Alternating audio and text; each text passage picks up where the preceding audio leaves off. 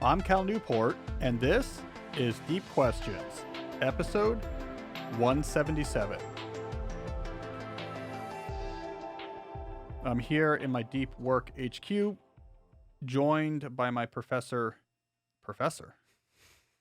Yeah, you don't know this about Jesse, everyone. My producer, Jesse, is also the professor who taught me everything I know about optimization and distributed algorithm theories. Is that not true, Jesse? It's not true. We're off to a difficult technical start today. I think this is a fair assessment. We've had multiple issues as we're preparing to record today's episode. And Jesse, correct me if I'm wrong, but both issues had an incredibly technically nuanced solution. You're correct. Turn it off and turn it back on. This is right. Multiple unrelated issues were solved today by turning off different things, mind you. Not the same component. Completely unrelated problems that we have fixed so far by turning it off and turning it on. That is why I hired the professor in the first place. This is his specialty, is complex. So we've turned it off and turned it on. That's why I keep look, I'm glancing at our equipment here with trepidation. I keep checking that it looks like things are actually recording. We also had the mouse. Our mouse died. Yes, our mouse died. I think there's a 50% chance there's going to be a power outage in the next 15 minutes. You know, this was before your time, Jesse, but there was a period when I was recording. I was recording an episode, and there was a lightning storm. And so I'm recording, and there's lightning, and there's this huge lightning strike that was nearby. Like, you could just hear the thunder or whatever, and zzz, like immediately began hearing a hum, right, in my equipment, and that hum has been with us ever since. It's like the bat in The Natural. Something about that lightning strike has like added a hum to the equipment that we've been battling ever since. So I don't know. I don't know what to turn off and turn on to fix that one. But yeah, we can only go uphill or downhill. I don't know what's better. It can only get better from here, technically speaking. Now that we're actually recording. Oh well. All right. So here's what I'm thinking. I think we'll do a deep dive. I always enjoy doing those, and then we'll get into our normal collection of questions. So for today's deep dive, the topic I want to tackle is the following provocative question: is ambition worth it?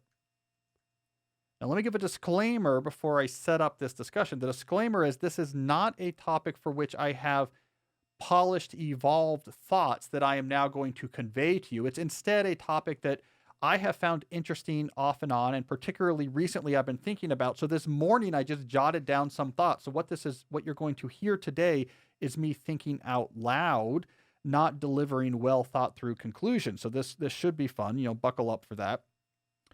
So what made me start thinking about ambition recently? There has been recently, as there happens off and on, it feels like over the last couple of years, a big collection of various essays and articles that have come out that are all taking a negative stance against the idea of ambition. People often send these to me, and so I encounter them quite often. I'm cited in some of these. What's interesting is sometimes I'm cited as the villain, and sometimes I'm cited as the non-villain, depending on how you think about me or what part of my writing you're actually citing. So these come to me because they often cite me. But it got me thinking recently about this topic of ambition. So if you look at these, what I call anti-ambition essays, there's really two pieces to them. There's the piece which is personal and interesting and compelling, which is often people talking about their own struggles with ambition and the difficulty they have with it, and the attempts they're making to perhaps disentangle their life from this ambition. And then there's maybe the explanatory part that's saying why is ambition something that is so popular? Why was I, as the person writing this essay, so entangled in ambition? And in some sense, that's less interesting to me because you just see whatever frame that person's cultural context lies within will just give them that answer. So if you read anti-ambition essays coming from, let's say, a Substack writer who lives in Brooklyn, they're going to look around their cultural world and say, well, ambition is, it's from capitalism. Let's have like an economic materialist approach to this, where we say, if we can just get rid of capitalism We can get rid of these sort of disordered affectations, these disordered compulsions towards accomplishment. Whereas if you read an anti-ambition essay, let's say from someone who lives in Montana and is really into bow hunting or Brazilian jiu-jitsu, the frame there might be a much more Thoreauian type frame about simplicity and focusing on things that really matter and getting clutter out of your life. So it really just depends, right? So I don't care about the explanation, but I care about the phenomenon. I care about the phenomenon of these essays once again becoming something that we read quite a bit about. So I want to jump into this and try to actually tackle this. So let's define ambition. Number one, the drive to do things of increasing impact. So it's that drive to do things that are notable, that have impact, that are rewarded or remunerative, depending on what your metrics are, but generally that drive, and it's often insatiable. So if you hit one level, then that next level begins to be appealing. And what I want to try to do here is go over the pros and cons of ambition. So let's get into that. Let's start with the cons. What's the issue with ambition? Number one, it leads or it can lead to burnout. We talk about burnout often on this show. And if we're talking in particular about professional burnout for people who do computer screen and email type jobs, there's really two big sources of burnout that people suffer from. One is chronic overload. I talk about this, for example, in my writing and my core ideas video on slow productivity. But if you have more on your plate consistently than you can even imagine accomplishing, just too much on your plate, that can be quite distressing. It can short circuit the planning parts of your circuits. It can lead to an overhead spiral where you spend more time tending to all of these pending tasks than actually executing them. Recipe for burnout. The other main source of burnout among this particular context is when you spend too much time in a high arousal emotional state, so high stress state, high anxiety state. So your work is such that there's crises happening that keeps you at a high level of alertness. You can basically just burn out those systems. That's too much cortisol in your system. Your mind gives up on it. Burnout can happen as well.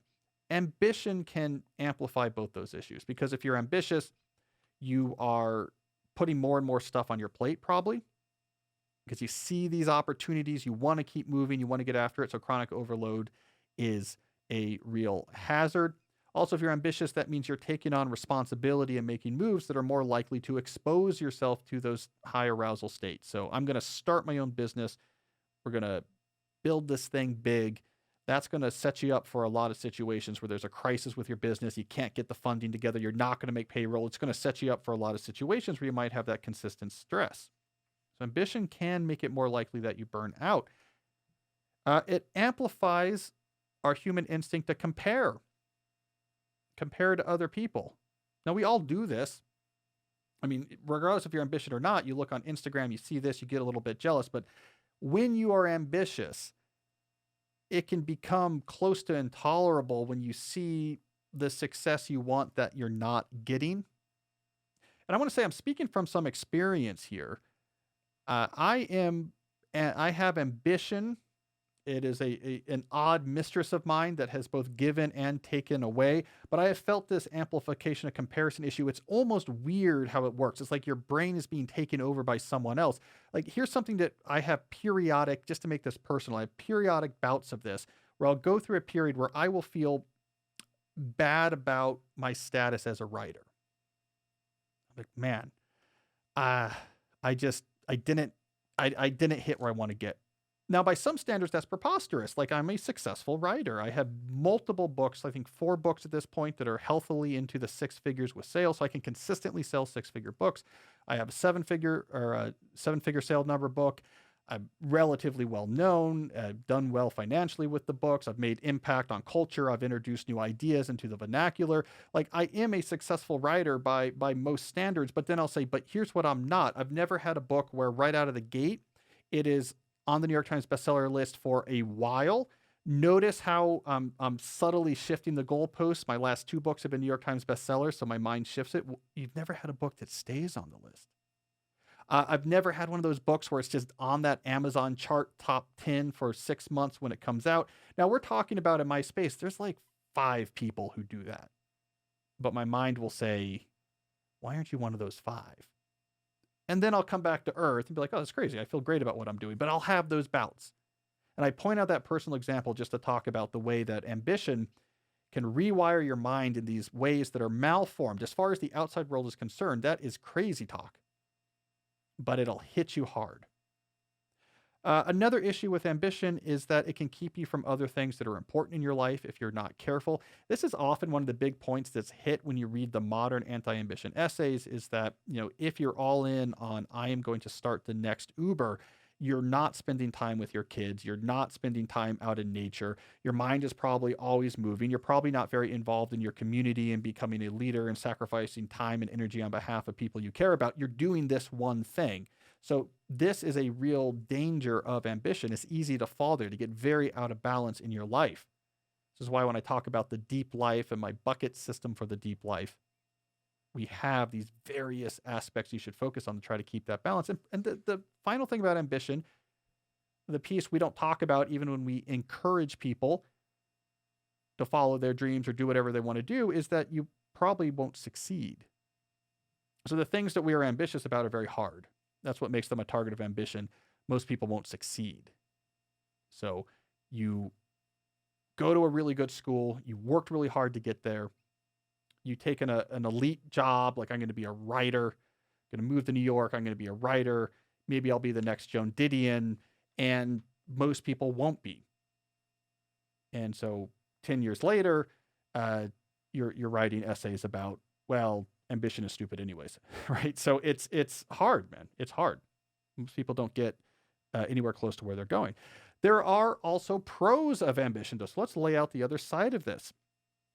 So first of all, the pursuit of big goals is life affirming. I mean, this is the one thing I don't think the anti-ambition people acknowledge enough, is that there are few results that are better understood in human psychology than if you take away people's sense of efficacy, take away their sense of, here is something you're in charge of that's important that you're working on. They will just wither. There's almost nothing worth you can do to a human than put them in a situation where they can't do anything. There's nothing I'm working towards. There's nothing I'm taking care of. There's no challenges I'm facing. That makes humans miserable. They need that, and they need sociality. You take away either of those two things, and it's a problem. So there is something life-affirming going after something that's important or ambitious. It gives a focus to your energy. The human brain does not want to do nothing. Maybe for very brief periods, it gets uncomfortable with doing nothing. Also, accomplishment does make people feel good. Again, the anti-ambition essays tend to downplay this, but actually, it feels good to accomplish something. There's like the burst of chemicals in the moment. Yes, that goes away. You're not going to have that opioid style high permanently, but there is a background hum of confidence and satisfaction that does come from accomplishment. And I think that is worth acknowledging. If you've doing something at a high level and you're recognized for it, you get a steady state sense of pride, of self-worth. You have more confidence. It feels good. So it's not all invented, right? So it's not all just constructed as part of a conspiracy to help certain groups exploit others. There are real benefits that you get there. And of course, society needs at least some people to be ambitious. That's what moves forward whole technologies and industries. I mean, you take someone like Elon Musk, and when he is discussed in sort of elite cultural circles, everyone's just focusing on, does he believe the right things? Does he talk about things properly? Is he on our team? Is he on the other people's team? And I say, I don't know. I don't really care about that. He's kind of a weird guy. Yeah, I think we all kind of acknowledge that, but he single-handedly made basically every automaker in the country have a serious electric car strategy. He single-handedly reduced the cost of spaceflight by a factor of 10. That's crazy ambition. I don't want to live Elon Musk's life. It's brutal. But I'm glad there's people living Elon Musk's life because we have cool electric cars now. And you can do this again and again with medicine and science, with the practitioners there. We wouldn't have relativity if it's not for the fierce ambition of Einstein. His whole family broke apart about this. His hair went white. Einstein's hair went white at a younger age than mine from the stress of trying to make these theories come together. His family life got terrible because of this. His health faltered because of this. I wouldn't want to do it, but relativity was absolutely foundational for understanding the modern world. So we also need ambition in the world, even if not everyone is doing it. All right, so we have pros and cons. So we get to the conclusion then. All right, so who wins? If the question is ambition worth it? We have two possible answers here. A, no, it's just an invention. It's a cultural construct that is, exploitative of you. Stop it. Focus on just being present. Do less. And we'll just get rid of capitalism or whatever, or move to Montana, and we'll be okay. The other answer is no. It's critical to feeling good. It's critical to self-affirmation. It's critical to society growing. So what answer is right? I'm going to say neither, and I'm going to say both, because this is where I'm beginning to fall on this issue. And beginning is the key word here. I do not have a comprehensive take on this yet, but where I'm beginning to fall on this issue is that ambition is novelistic. It's novelistic in its scope and impact. When I say novelistic, I mean messy and human and tragic and inspiring all at the same time. I think ambition gets to core contradictions in the human experience. We're miserable when it's removed from our life, but as we pursue it, it takes out of our life other things that we need to not be miserable, and there's tragedy in that. But there's also great inspiration in that. That's why I say it's novelistic. It's not something that we look at through an economic lens. It's not something that we necessarily look through a philosophic lens. It is messy, and it's very human. And just like when you read a deep novel, a deep, good piece of literature, you're able to actually revel in the complexity because that's part of what you try to get out of a good novel. We need that mindset, I believe, when we're thinking about ambition. Now, I think there's probably an evolutionary explanation we could put behind this messiness. I never hesitate to throw in some ill-conceived, ill-thought-through pop evolutionary psychology. So let's do that real quick. Probably if you really were going to pull back the covers here, here's what you're going to find.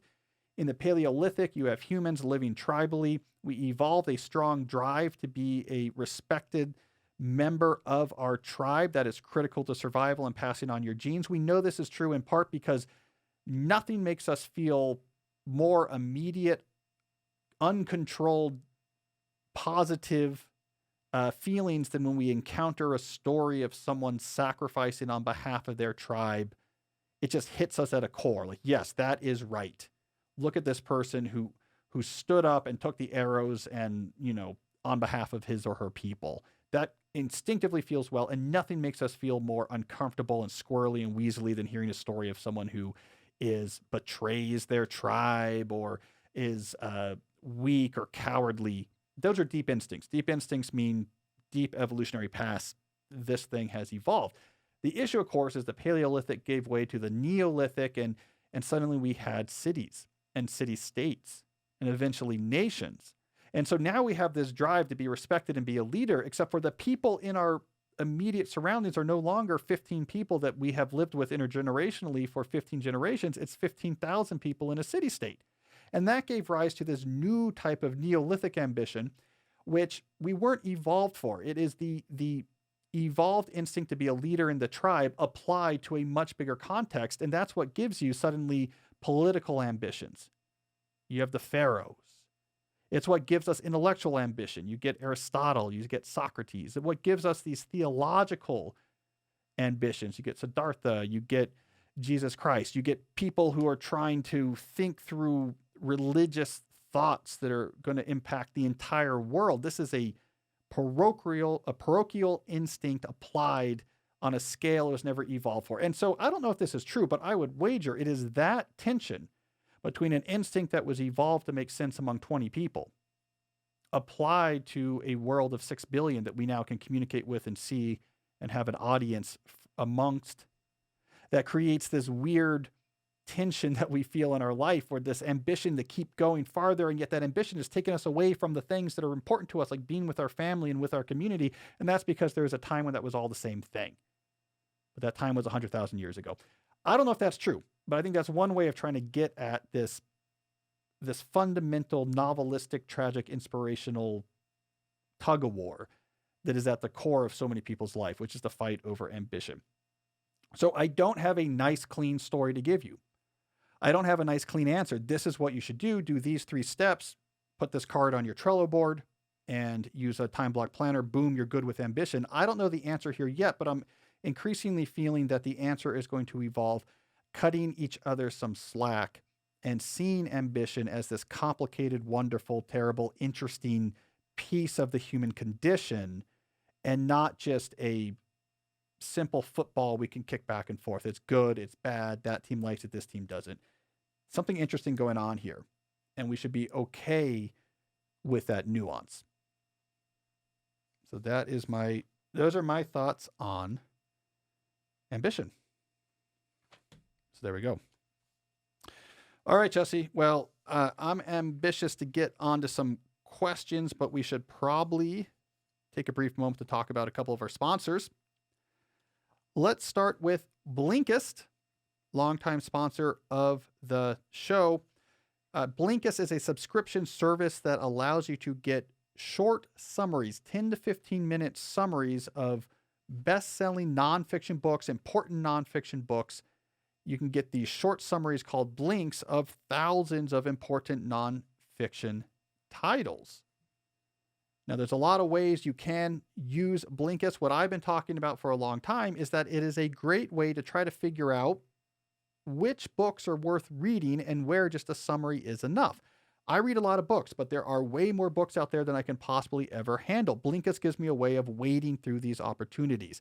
If I'm interested in an idea, I can look at the blinks for multiple books in that idea, get the lay of the land almost immediately. Here's the main topics, here's the main theories, and decide if there's any particular books in that genre that now I should actually go out and buy and dive in more deeper. I'm no longer flying blind. I can move through the world of books with some guidance. So I was looking at Blinkist just the other day, in particular looking at the technology and future category, because this is a space I care about, and there's a lot of big ideas, and it's impossible to figure out which books you should and shouldn't read.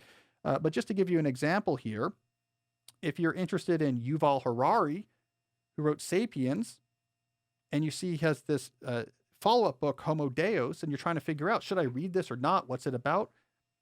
Here it is right here on the list, Technology in the Future. 10, 15 minutes later, you have the main ideas.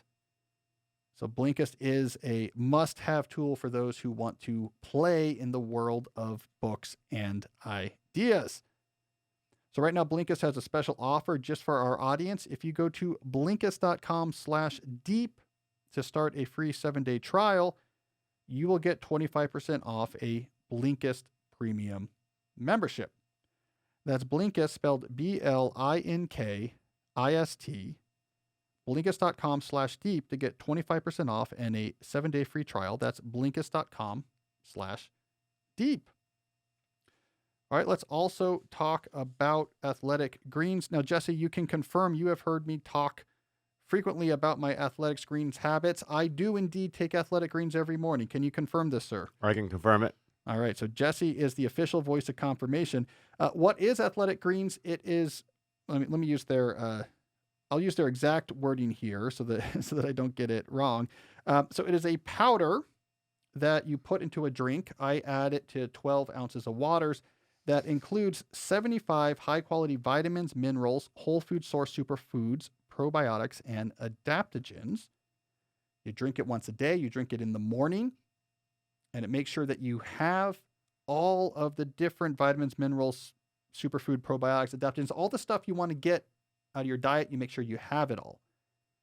We could try to eat clean, which I do, but you're not going to get all the things you need. So you do 1 scoop of athletic greens every morning.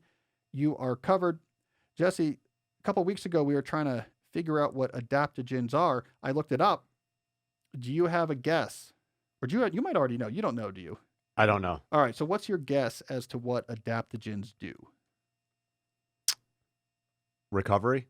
Assist with recovery? That is incorrect. No, they give you the power of flight.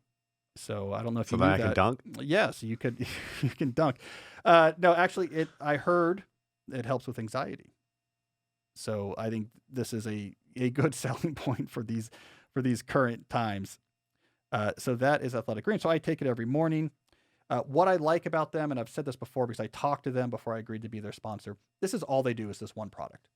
And every year they call it a new version. They upgrade it again and again to make sure that the quality of the ingredients is better. They obsess about this, right? Getting just the right, best sourced versions of these things. Jess and I talk about this all the time. I cannot go into GNC to try to figure this out on my own. If I go into GNC, I will be immediately punched in the face by a bodybuilder. Athletic Greens allows me to avoid that. So to make it easy for you, let's see what we got here. Athletics Greens is going to give you a free 1-year supply of their immune supporting vitamin D and 5 free travel packs with your first purchase. I will just say briefly, the vitamin D they figured out needs to be in solution to be stable. So you add the vitamin D with a dropper at the last minute. So it's the only thing not in the powder. That just shows how much they care about getting this right. They will give you a free vitamin D addition for your Athletic Greens and 5 free travel packs with your first purchase. All you have to do is visit athleticgreens.com/deep.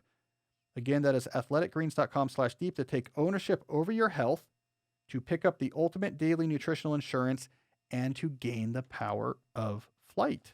So I think that's a pretty good offer. I think there's probably a note on here somewhere that says, do not claim that this product gives people the power of flight. we've just created a lawsuit there. But you know, sometimes you got to do what you got to do. All right, Jesse, I think we should do some questions. I have so many papers these days. Our show's becoming too complicated. I have so many stacks of paper in front of me these days that It's a good thing the printer worked today. yeah, this was one of the big additions to the HQ is when Jesse brought us a printer. We use that thing. Yeah. Yeah. It's a good printer. Good Black printer. and white. Yeah, I like it. All right, let's do some questions. Let's start as always with questions about deep work. Our first question comes from Brandon.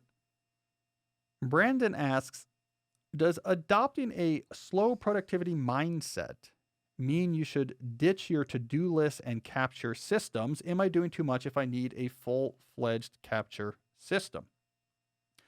Well, Brandon, in an ideal world where you had complete control over what your working life looked like and you had no concerns about money, you were independently wealthy, so you could completely control your working life, I would say, yeah, it would be great if you didn't need all the things I talk about when I talk about time management. You don't need complicated capture systems. You don't need weekly and daily time block plans. That would probably actually be ideal. And there are some people who do actually more or less accomplish this. The example that I like to give comes from probably the first article I wrote that began to scratch the surface on some of these ideas. It's also one of the favorite articles I've written in the past 2 years. And it was for the New Yorker, and it was called The Rise and Fall of Getting Things Done. And the narrative spine of this article was Merlin Mann. So this name is familiar to a lot of Deep Questions listeners, but Merlin Mann in the 2000s started this blog called 43 Folders that was all about using modern technology to build these hyper-optimized, digitally enhanced productivity systems. He had a job as a project manager that he took in the 90s that as we fell into more and more of a culture of constant communication and constant email and constant work overload, the culture I talk about in my book, A World Without Email, he got more and more overloaded. Then he stumbled across David Allen and getting things done, and he was a real tech guy. So he's like, man, I think if we could just build the right tools, I could stop feeling this way, where I'm completely overwhelmed and completely stressed out. And so he started writing about trying to build those tools, and a lot of other people felt the same way. So that website got very popular, and he became a real leader of the productivity movement. Eventually, he was doing that website full time and giving talks about it. And then he got a book deal to write a book about it. And that's when the wheels came off. And this is the narrative that was the spine for that article, is that Merlin Mann eventually figured out, I can't fix this problem by organizing better the deluge of things that are coming towards me. by having better tools, having better systems, better processes for dealing with the deluges coming with me. He said, ultimately, I can fix this problem by reducing the deluge. That instead of having a better system for having too much to do, what if I changed my notion of work so I didn't have that much to do? So that having these productivity systems that are so complex would be unnecessary. And that's roughly what he did. He shifted into podcasting pretty early on. He's like, this is just what I'm going to do. And the way he explained it to me when I talked to him about it for the article was he doesn't really need those systems because his life is really simple. He has a recording schedule. This is when I need to be in the studio to record my podcast. And that's kind of it. Now he keeps to-do list for household stuff. There's, what do I need to buy at the grocery store or whatever. But he basically simplified his working life down to the point where he didn't really need to manage it. So I think, yes, kind of ideally, a slow productivity ideal would be such that you're working on a small number of things, one at a time. It's clear what you're working on. There's not that much to track. You don't have to squeeze as much as possible out of an 8-hour day because you're juggling 16 different tasks and projects. And you have to make progress on each without losing your mind. You don't need 6 Trello boards, each for different roles, because you only have one role. There's only one thing you need to do right now. You're writing or you're recording. So yes, I think, Brandon, you're onto something. Ideally, you would not need all of these systems. Now, in the real world, it's hard to get all the way to that point. If you can't get all the way to that point, then having all these systems is what you absolutely need. This weird step function here. So if you've simplified things, but there's still a non-trivial amount of work on your plate, by taming that with systems, you can actually get closer to the slow ideal. So having more systems is actually important when you're close to the slow productivity ideal, but not quite there. I've been working through some of these thoughts recently about slow productivity. I mean, I think, for example, part of what you can do with systems, if you're trying to embrace more slow productivity, is you can be much more automated about your small tasks. With the right systems, you can push these small tasks into certain times on certain days so that they're not weighing on your mind elsewise. So you can't get rid of them, but you can tame them, you can automate them and control them and move them into certain places where they only take your time 3 hours a week at these set times. That requires a lot of systems, but that's compressing the impact on your schedule. It's compressing the impact so your mind can be free in other times. I think being very careful about tracking what you're working on is critical if you're going to reduce that, because that you can figure out what is my limits, what is the limit of work that I can handle easily. You can't figure that out if you're not carefully tracking this and tracking your time. So systems are critical for slow productivity. If and when until you reach the slow productivity ideal, then maybe you don't need them anymore. Most of us aren't going to get there. So Brandon, most of us need systems. We want to be careful about our time so that we can protect that time. And then if we're lucky, we'll end up in a Merlin Mann type situation where we don't need the systems anymore. But until we get there, I think systems help make you do the best with what you can. All right, we got a question here from Steven. Steven says, "Hi, Cal. I'm a software engineer and I struggle to stay focused anytime I have to wait for something to happen. For example, I may be waiting on a test suite to run or PR checks to pass or a service to start up. And these can take anywhere from 2 to 10 minutes. Is it okay to context switch in these scenarios? And if not, what should I do with my attention given my next action will be dependent on the outcome of whatever I'm waiting for?" Stephen, I hear this a lot from developers. They have all these pauses. Yeah, when you're waiting for a compile or for your checks to complete. From a context switching perspective, there's 2 extremes that you should stick towards here. Very, very related activities or very, very unrelated activities. Don't go in the middle. So by very related activities, I'm working on this code. I'm running these checks on that. It's going to take 4 minutes. All right, during that 4 minutes, I'm looking at similar code. The next thing I'm going to test, or I'm going back and trying to clean up some code I just wrote. So you're staying entirely within the context of the thing you're working on. That will minimize the context switching overhead because you're keeping most of the context the same. The other option is to go way far away from work altogether. So you say, I need to go check Jesse Rogers' Twitter account to see how the player union management MLB union discussions are going today. And are we getting closer to an agreement on the collective bargaining? Actually, their issue is with the competitive balance tax. Let's see what's going on there. That's so different from your work that, yes, it's a context shift, but it's not going to have nearly the same capture effect as something that's work related but different than what you're doing. So, what is this work related but different what you're doing? What's the middle of the spectrum that's going to kill you? That's going to be things like email. Let me go look at other work related stuff, expose myself to questions I need to answer, responsibilities being put on my plate, stuff that people need from me, but I can't respond to all of them right now, and then turn my attention back to what I'm doing. That gray zone is what's killer. That gray zone, if you look at an email inbox, I'm seeing work stuff, but not super related to exactly what I'm doing, is what's going to give you 20 minutes of sluggishness until you get your mind locked back in. And that's the gray zone that if you keep going to it again and again throughout the morning, by 2 p.m. you're done, because that's a painful context shift. So either stick with what very close to what you're doing or go very far away from what you're doing. But don't go in somewhere in between. So unrelated work stuff, email is killer. Social media is killer. If it's emotionally arousing, that's also a problem. So I'll put that as a caveat. Don't look at information about the war, the Ukraine during your 5-minute check. That's also going to be quite diverting. So nothing emotionally arousing, nothing that's related but not exactly related to what you're doing. And it's the best you can do. All right, so we got a question here from Tom.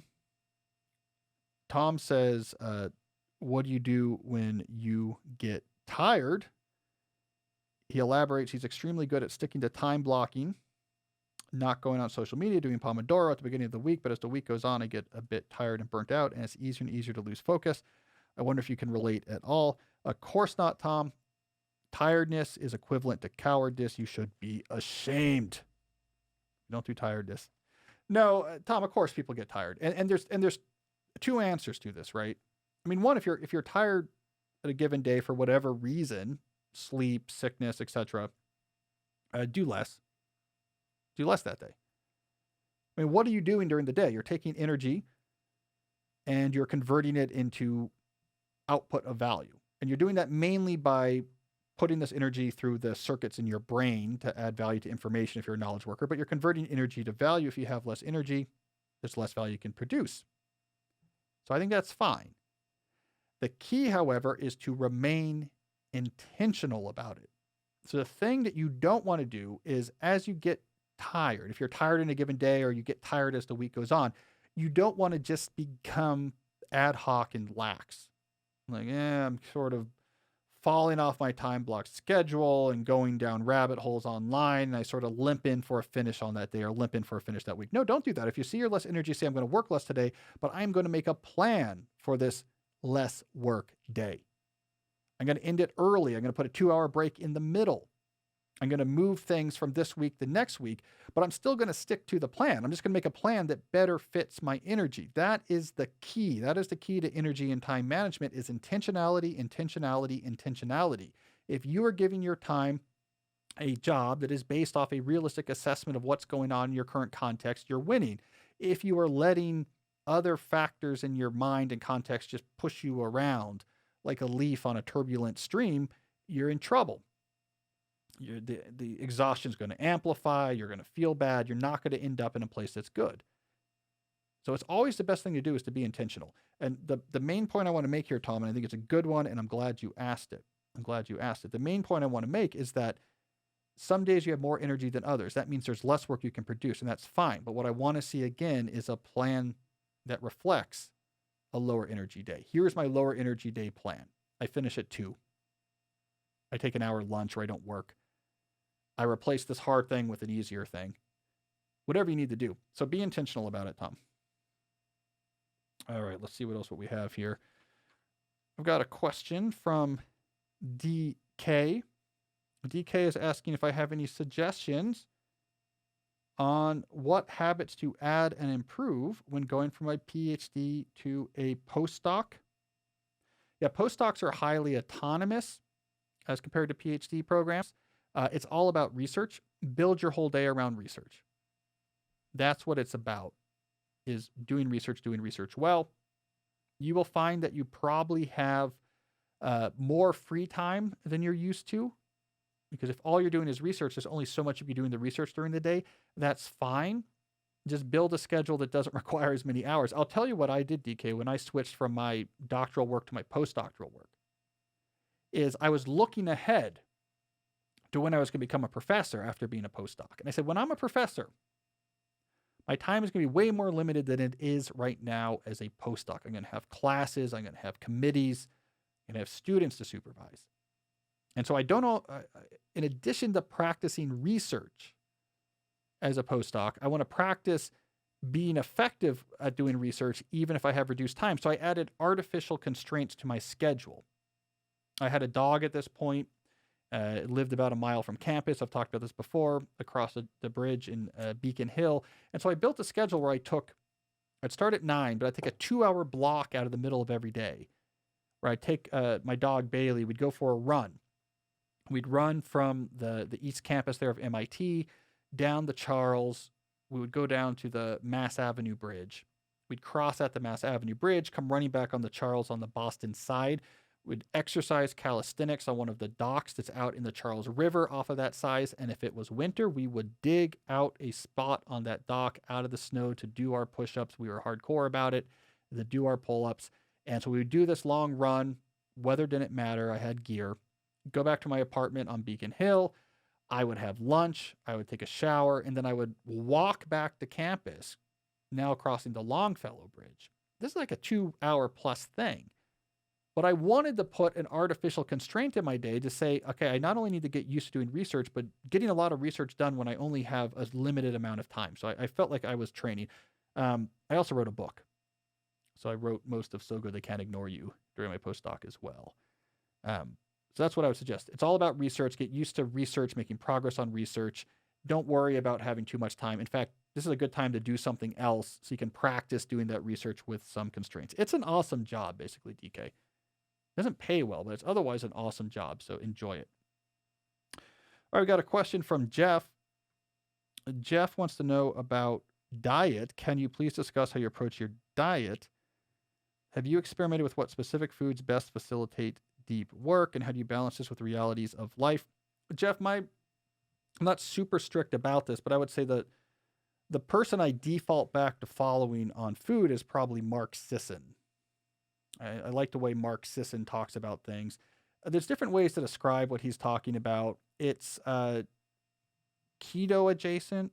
So, he talks about metabolic flexibility. So it's not that you want to be in ketosis all the time, but you have the ability to tip over into ketosis a little bit and come back. But what that means for people who don't follow that type of stuff is not a lot of simple sugars, not a lot of carbohydrates. It's not carb free, but you're not eating a ton of bread. You're not eating a ton of pasta. Healthy fats, vegetables, proteins, what you would think. And I've fallen back on him as a default. I try to eat that way to the best of my ability. Jesse, I know you think about this more. Again, my understanding of your diet is you eat once every 2 weeks. Do I have that right? But what do you do? What do you do for your food? Because you care about this more than I do. I'm actually just looking up Mark Sisson. I've never heard of him. He's jacked. Yeah, and he's 65 now, I think. Yeah. He's I'm gonna start following him. Look, so do you know the Mark Sisson story? No. He's an endurance athlete. He was an endurance athlete. He was a professional triathlete when he was younger. And destroyed his body. He was sick all the time. I think he got pre-diabetes at some point because, back then it was like carb.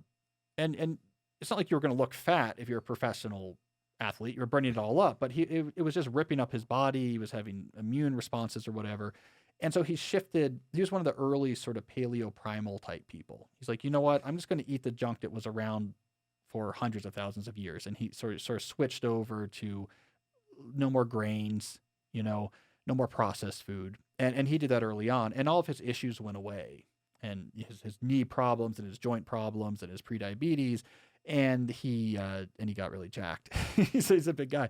And then he started a company eventually. So he had an early blog called Mark's Daily Apple where he would talk about this stuff. And he had a cool book called The Primal Blueprint because it wasn't just about food. It was like you need to live like a caveman type stuff. He was early to that, but more accessible than like a Rob Wolf type.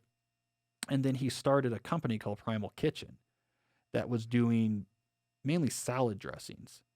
that were made with avocado oil. So it didn't have the junk seed oils and didn't have sugars in them. And so like if you liked what he was doing, he had mayonnaises and salad dressings or whatever. And about 4 or 5 years ago, Kraft bought that for 200 million. So then he pieced out of California and he lives down on Miami Beach now and is tanned and ripped and is doing well for himself. But anyways, I like him. He's accessible too. Like he doesn't get weirdly doctrinaire.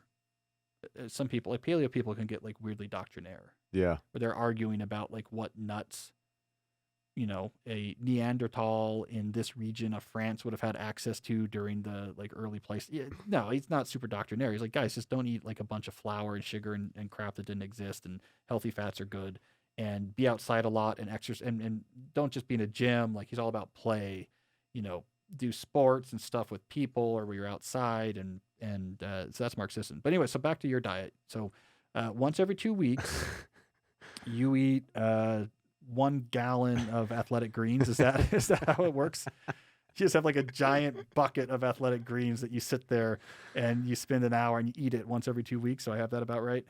Yeah, more or less. Actually, a good resource is Tom Brady's TB12 book. They got a good chapter in there on food and I looked diet. at that book though. Like a lot of it's like, not that it's weird, but like a lot of it's about His calisthenics, flexibility. And stuff. Yeah. It felt very specific to being like a 40-year-old quarterback. Yeah. Like aggressive work to make tendons more flexible. Yeah. There's a chapter though in there about nutrition and what he buys at the store, and there's some good stuff in there. Is that what you do? Yeah. I mean, it seems like Mark and Brady, they eat pretty much the same stuff. It's pretty simple. You just don't eat the sugar and other. So why is there this? I don't get this pushback on like the paleo world. There's like a huge pushback on it, and I think it's just personal, right? Like the people don't like the paleo people are kind of annoying, and so they're like, well, we're going to dunk on you and say there was like grains of certain types that people ate or this or that, and the whole thing to me seems pretty crazy because what could be more self-evident than at the very least you can't possibly be doing harm by focusing mainly on foods that humans ate for a long time. Now you could debate like, okay, maybe bread's not as bad as you think it is or something like this, but you can't possibly be doing harm by not eating bread because that's whatever it is, 10,000 years old or something like that. You can't possibly be doing harm by not eating cane sugar because we barely ate that, right? Until recently. So that's what I don't get about it is like the pushback is if you avoid stuff that is new, you're avoiding processed food, you're avoiding sugar, you're avoiding a lot of processed carbohydrates, can't possibly be bad. So then the debate is about like, well, maybe maybe not doing that isn't as bad as you think. Or maybe these things you're avoiding maybe aren't as bad as you think. And yeah, maybe it is. But I think a lot of it's just they don't like how annoying, which they do get annoying. The paleo people get so doctrinaire and weird about it because people like to be doctrinaire and weird about things. But this general idea of like, you're not going to go wrong eating, meats and vegetables and fruits in moderation and like roughly what you might have eaten 20,000 years ago. It's not going to be unhealthy. Yeah. I mean, the food industry does such a good job of marketing. You walk in any grocery store, like the whole middle of it is all well marketed, really good tasting stuff that's not good for you. And I mean, what Sisson does, I think, is he calls it a big ass salad, but he just, his first meal of the day, he just makes a huge salad with all sorts of crap in it. And he has these salad dressings, because he's all about healthy fats. So they're avocado oil dressings, like get fat, right? But healthy fats. He has this huge salad and it makes him full. And then he like does a good dinner. yeah. Like we have lean steak and, we broccoli and whatever, like stuff he likes and like doesn't think about that much and spends a lot of time outside and exercises in various ways and hangs out with people on the beach and, The other thing too is like going to restaurants and stuff. I mean, it's hard to eat well in restaurants. Yeah. Any restaurant really. I mean, the food tastes really good and it's super salty, it's super got a lot of butter. sugar. Yeah, I hear you with that. All right, Jeff. So I don't know if that was helpful, but at the very least, look at pictures of how ripped this 65-year-old man is because it's almost disturbing. It's like a little bit disturbing because he's old, but he's my hero from a food perspective. And read The Primal Blueprint. It's a cool book. All right, let's do one more question here. What are we at? Ooh, we're rolling along here. Let's do one more deep work question. This one is from Sparky. Sparky says, in a 2014 blog post, you talked about temporary plans. As I am a professor as well, these longer 2 to 3 week plans seem more useful than a purely weekly plan for occasions like end of the semester or a period before spring break or big conference travel. Do you have any updated tips or advice for these? I do, Sparky. So when I used to talk about temporary plans, these were like either habits you were temporarily trying out or work heuristics or plans that applied to a time delimited period, like the next month or the next 2 or 3 weeks. And I used to email these to myself. They'd be in my inbox, temporary plans. And so I could see them in there. The main change I've made, Sparky, is I don't do that anymore. I just have the temporary plans live on my weekly plan. And when I redo my weekly plan, I'll be like, yeah, this temporary plan is still in effect, so I'll just keep it there. And I used to email my temporary plans to myself, my weekly plans to myself rather. Now I print them out. Now I just keep. I don't want to have to look in my inbox at any occasion when I don't have to.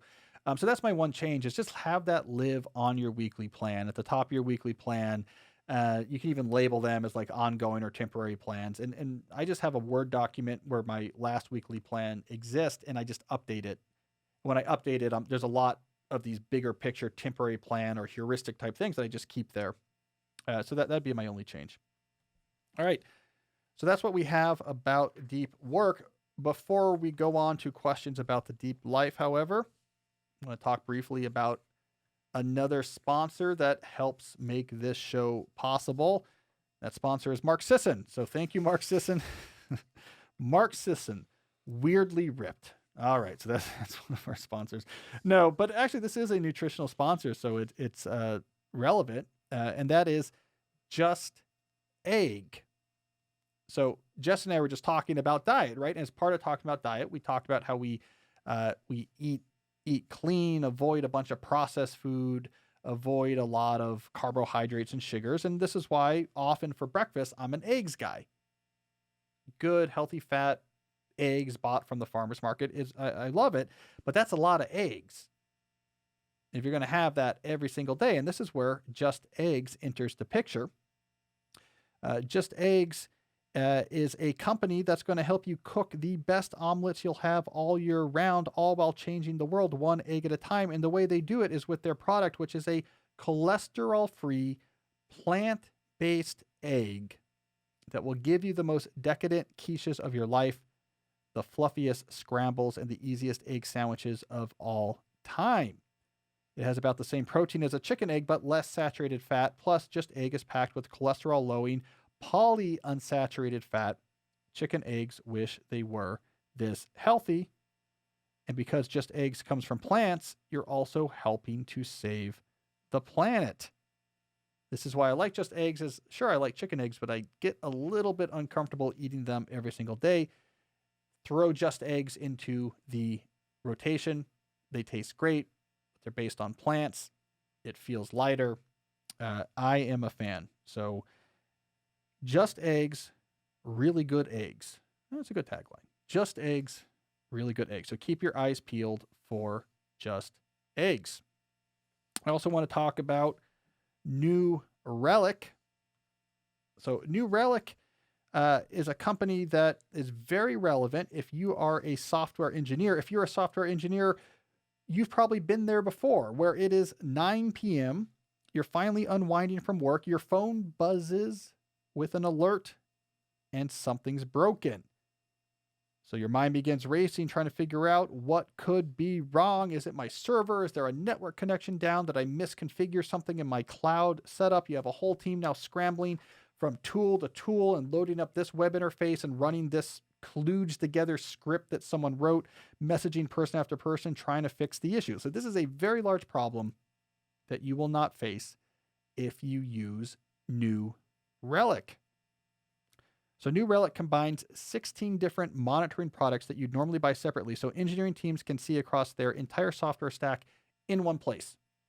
There's a problem, load up New Relic, look at the dashboard, boom, there it is. There's the issue.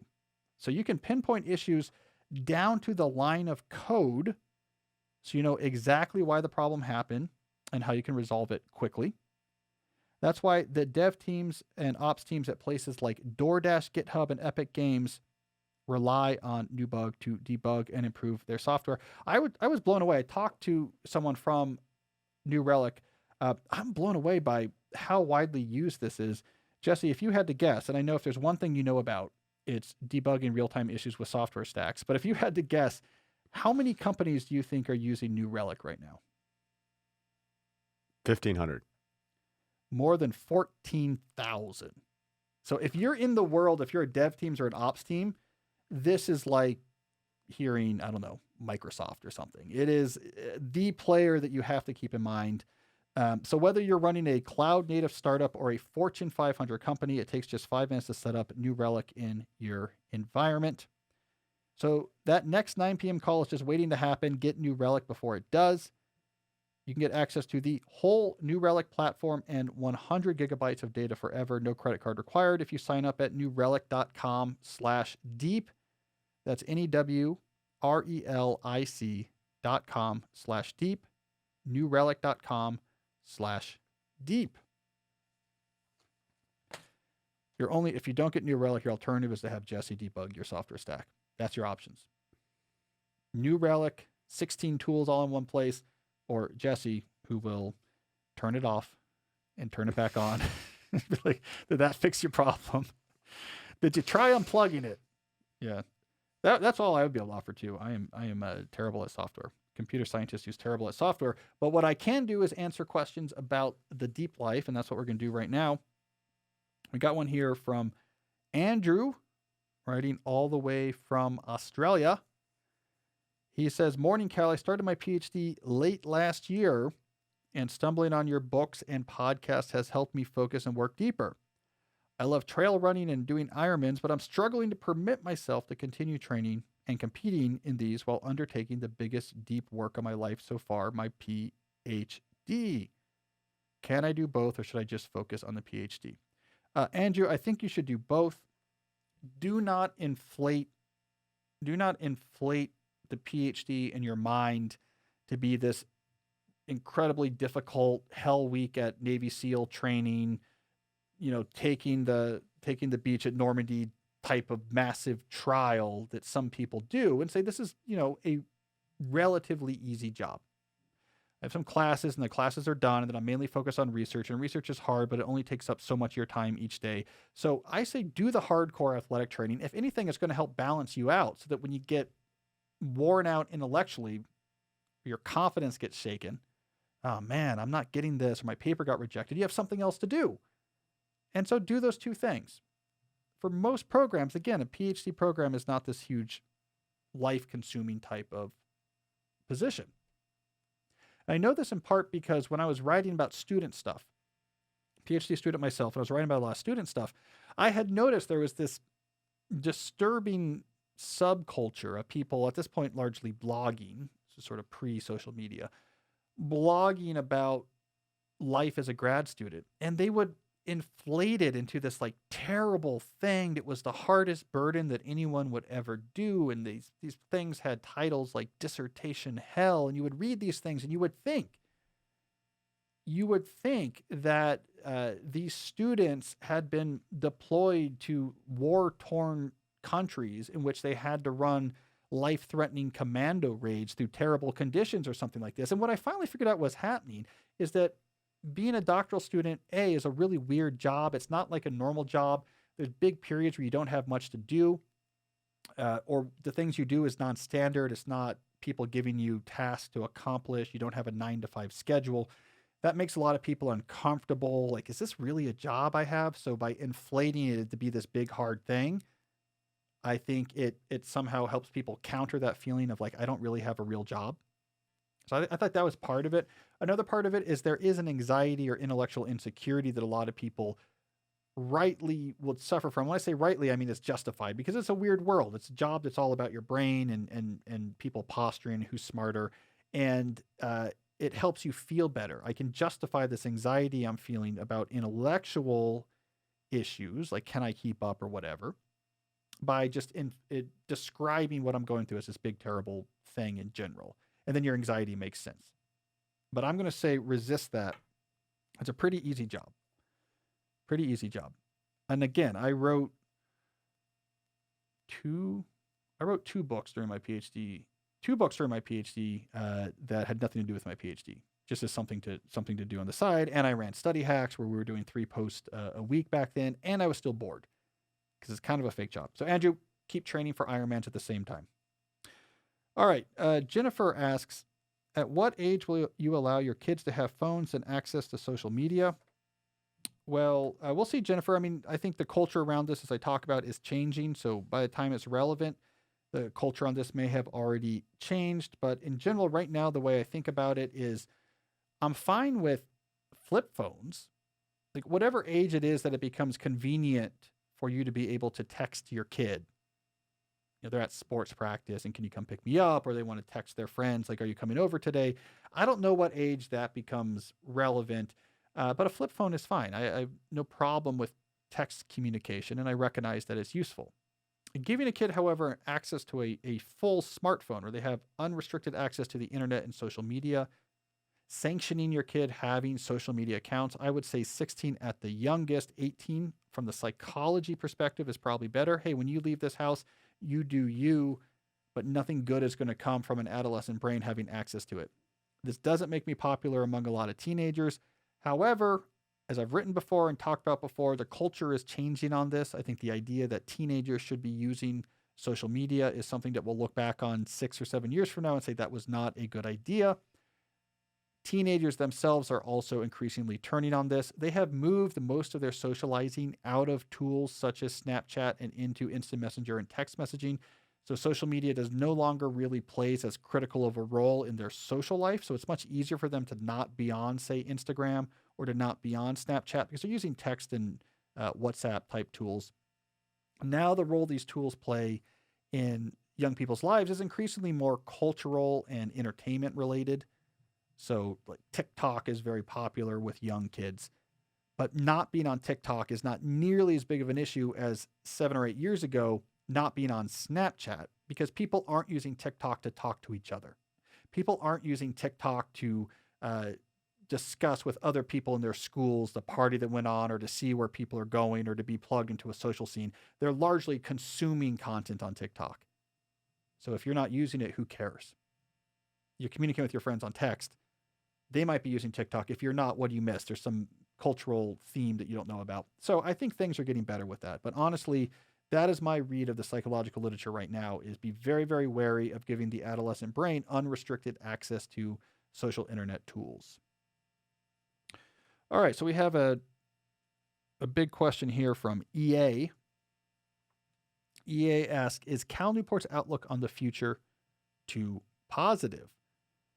Cal often compares social media and digital technology addiction to cigarettes, claiming that it will probably end up with bans and less tolerance as happened with cigarettes. It seems to me that everything is pointing towards the opposite. Here are 6 examples that EA gives. 1, it is almost impossible to go to a restaurant and not see kids on a phone. 2, schools are becoming lax in their rules. 3, proving that cigarettes are harmful is way easier than proving that social media is harmful. 4, this troubling rush for remote work indicates that people want more digital interactions, not less. 5, I contend that cigarettes actually prove that people want more addiction as long as it's less visible. And 6, something could also be said about energy drinks. Not sure if I get point 6. So here's what I'd say, EA. You might not be correctly portraying my views on this. So here are the 2 claims I actually make, which are similar, but I think they've become twisted a little bit in the way that you're talking about them. So 1, when it comes to cigarettes and social media use, the claim I've made is that teenage social media use will be seen in the future like we now see teenage smoking. So we realized teenagers are particularly vulnerable to the addictive properties of nicotine, so we should find it to be inappropriate for a 16-year-old or a 14-year-old to be smoking cigarettes. Cigarette companies should not advertise towards them. The culture shifted on that. And the obviously some teenagers still smoke. It's not like it once was. We're like, look, this is if you're cool is what you're doing, and it was much more prevalent. So I've made that argument, not that digital use in general, culture wide, population wide, is going to go the way of cigarettes, where cigarette usage, after staying stable at about 30% for a long time, has in more recent years been falling. Two, I've been arguing that the age of having a small number of social media platform monopolies that everyone feels cultural pressure to use, universal social media tools, like we were 5 years ago with Facebook, Instagram, and Twitter, that age is going to go away. And that the tools we use to communicate and be entertained is going to fragment and become more bespoke. And so you might be using TikTok, and I might be listening to this podcast, and you might be into this streaming service, and I use that streaming service, and you might be on this social network platform that's like specifically aimed at athletes, and it's going to become much more fragmented and bespoke. This age of, if you're not on this one or two platforms, it's weird. That we look at you with concern in our eyes, that you get the same type of blowback I used to get in 2014 or 2015 or 2016 when I said I don't use social media. That type of pearl clutching, gasping, what do you mean? That's all going to go away for a lot of reasons I've talked about before. However, none of this claims that people aren't going to be very distracted looking at screens all the time. I don't know if that's going to change broadly anytime soon. I just think we're not going to have 14-year-olds with unrestricted social media access. I just think that we're not going to have two companies that everyone has to use their service. And I think that's good, and I think that is optimistic, but I do not have a view that is so optimistic that it says, oh, we're not going to be distracted by the digital in the future. I don't think that's going to be the case. I think if anything, it might become more distracting. Then we have to talk about the metaverse and augmented reality and virtual reality. And it's a whole complicated picture that I can't see clearly through. So I think I'm a lot more narrow in what I claim, EA. So for better or for worse, my optimism is more focused than the brand of optimism that you're pushing back against here. I will say one thing, though. Your point number 3, proving that cigarettes are harmful, is way easier than proving that social media is harmful. I'm not sure that that's true. And I'll just point you towards a New Yorker piece I wrote in the fall, last fall. I wrote a New Yorker piece that asked the question, should teenagers be using social media? And one of the points I made in there is we often forget how long it took to convince ourselves that smoking was harmful. And I went back and I found the original articles. I mean, I have scientific articles from early 20th century where people are saying there might be a lung cancer thing going on here. And there was a lot of pushback about it. When did we get to the point where we had a sort of consistent message from, let's say, the Surgeon General that smoking caused lung cancer? You had to get to the 50s or 60s. I mean, it took decades.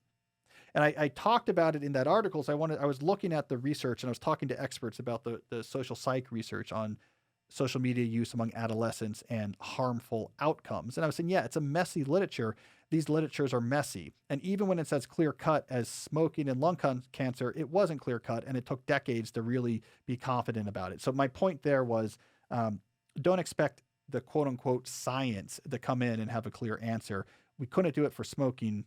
It's going to take a long time to get an answer like that for social media. So we have to move beyond the science and depend more on our own experience, the testimony of the people using these tools, our own instincts as parents and educators, that this is a cultural problem, not one that we can look to the science to solve. So anyways, interesting aside, took a long time to figure out that smoking really was harmful.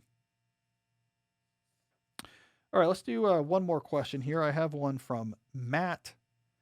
Matt says, in college, I had a couple influential role models tell me to follow my passion. This led me to get my bachelor's in cultural anthropology. Now I'm in a PhD program. Only after I started my PhD did I read your book, So Good They Can't Ignore You. And I became convinced of your philosophy of acquiring career capital rather than following a pre-existing passion to attain career fulfillment. Now I've committed to a path based on a philosophy that I no longer believe in. How would you adjust the advice that you give in So Good They Can't Ignore You for people who have already committed to a passion-based path and now see it as a sunk cost? Well, Matt, there's no adjustment you need to do because here is the reality of my advice. I say, when it comes to figuring out what path you set down, you can lower the bar. There's lots of paths that you can transform into a life, a professional life that's a real source of passion and fulfillment. So what really is going to matter is once you fix one path, for whatever reason you chose that path, is what you do once you chose it, which is focus on building rare and valuable skills, use the career capital that generates to take control of your career, move it towards things that resonate and away from things that don't, have a clear lifestyle in mind that you use to help guide these decisions. So the key to that philosophy is I don't care that much how you chose your current path. So the fact that you chose your current path because you were using passion philosophy, that's fine. If you thought describe this as a passion, that means it's something that, was interesting to you, that probably had interesting opportunities associated with it and that you had some sort of inclination for. So great. That's a perfectly good reason to choose a path. So the idea is not, and let's be really clear about this, that if you follow your passion, that will lead you to a bad career. That's not true. The issue I have is if your only strategy for getting to a good career is matching a job to a passion and then sitting back and saying, my work here is done, I should love this now. I'm saying, no, your work is just beginning. So I don't care much about how you chose your career. You chose it because you thought it was your passion. Great. It's a good way to do it. What matters is what you do next. And what you do next is you focus with deliberate practice on becoming so good you can't be ignored. Take the career capital that earns you to have leverage over your career. This is where you're going to need courage, not in choosing what to do, but choosing to change what you do to be different than what other people are doing. This is where you step back and say, I'm going to not take a professorship, or I'm going to be a professorship at this school and still write books, or I'm going to do my own thing, or whatever it is. But you are investing your career capital to create a career that pushes towards things that resonate and away from things that don't. And again, the way you hone those instincts of resonance and anti-resonance is lifestyle-centered career planning. Fix in your head a really clear image of what your life is like, where you live, what you do, who you're with, what your time is like, how you feel. Fix an image you can taste, that you can smell, that just touches something right in you, and let that be your guide to figuring out, I want to go more towards this in my career or more towards that. And the thing that allows you to make those choices is career capital. It is being good at things that are rare and valuable. So Matt, you're in a great position. You've already chosen a good path. It's a good match for you. Now let's focus on actually navigating that path as effectively as possible. All right. Well, we went a little over today, but we had some good questions, so I appreciated that. Thank you, everyone who wrote in. As I always say, if you liked what you heard, you'll like what you read. If you sign up for my email newsletter at calnewport.com, and let me add for that, if you like what you heard, you will like what you see. If you go to the YouTube page for the show at calnewport.com/calnewportmedia, you can get videos of full episodes as well as videos of each individual question and deep dive that I do on this show. We'll be back on Thursday with a calls episode. And until then, as always, stay deep.